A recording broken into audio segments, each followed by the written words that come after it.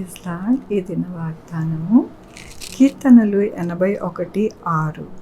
వారి భుజముల నుండి నేను బరువును దింపగా వారి చేతులు మోతగంపలనెత్తకుండా విడుదల పొందెను. ఎంత గొప్ప వాగ్దానాన్ని దేవుడు మనకి అనుగ్రహిస్తూ ఉన్నారండి. దినమున దేవుడు ఏమని సెలవిస్తూ ఉన్నారంటే, వారి భుజముల నుండి బరువు దింపుతారంట. అలాగే వారి చేతిలో ఉన్న ఏదైతే బరువైనది గంపలతో ఉన్నది దేవుడు వాటి నుండి విడుదల మనకి అనుగ్రహిస్తారంట.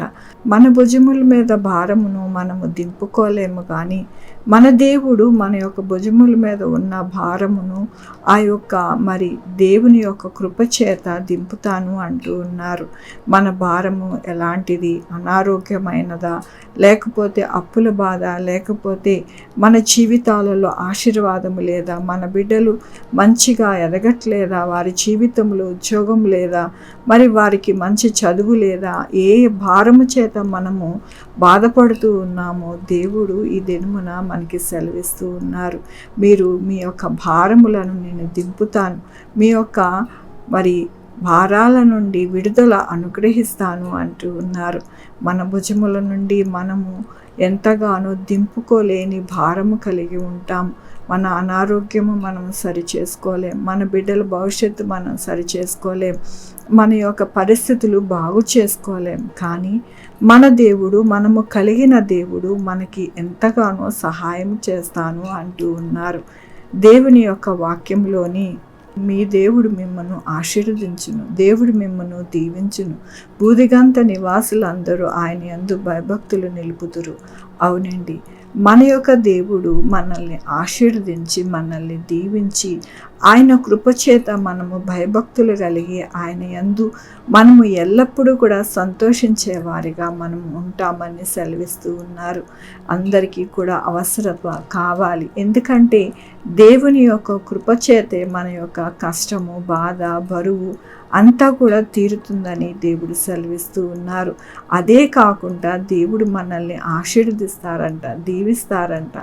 ఆయన ఆశీర్వాదము ఎన్నటికీ కూడా ఎంతో గొప్పది. ఆశీర్వాదం మన జీవితాలు, మన బిడ్డల జీవితాలు, మన కుటుంబంలోనికి వచ్చినప్పుడు మన భారము, మన యొక్క జీవితాలలో ఉన్న ఎన్నో ఇబ్బందులు, కష్టము అంతా కూడా తొలగిపోయి సంతోషకరముగా మనము జీవిస్తామని దినమున దేవుడు సెలవిస్తూ ఉన్నందుకు దేవునికి వందనాలు చెల్లిస్తూ ఉన్నాను.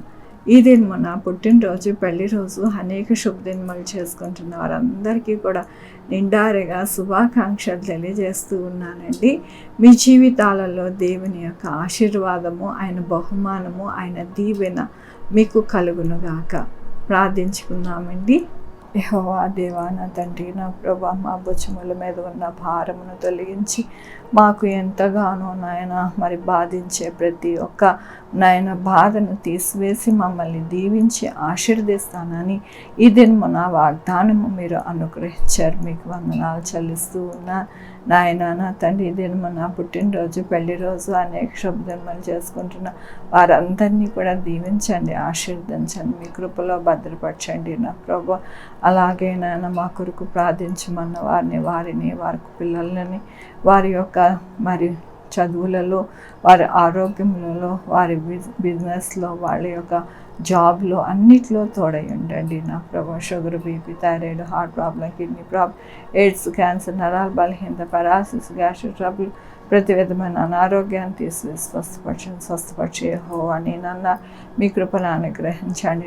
నాయన నా తండ్రి, జాబ్ లేని వారి జాబులు దయచేసి జాబులు పోకుండా సహాయం చేయండి. విదేశాలకు వెళ్ళాలనుకుంటున్న వారికి మార్గాన్ని సరళం చేయండి. హైయర్ స్టడీస్ చేయాలనుకుంటున్న వారికి మార్గాన్ని సరళం చేయండి.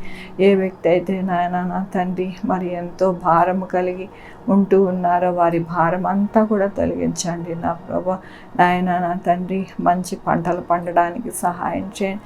రైతుకి తోడై ఉండండి. ఎవరు కూడా ఆత్మహత్యలు చేసుకోకుండా నిరీక్షణ కలిగి ఆనాడు నా ప్రభు ఇస్సాకు నూరంతల ఫలము పొందులాగున నాయన ప్రతి రైతు నాయన పొందులాగున సహాయం చేయండి నా ప్రభు.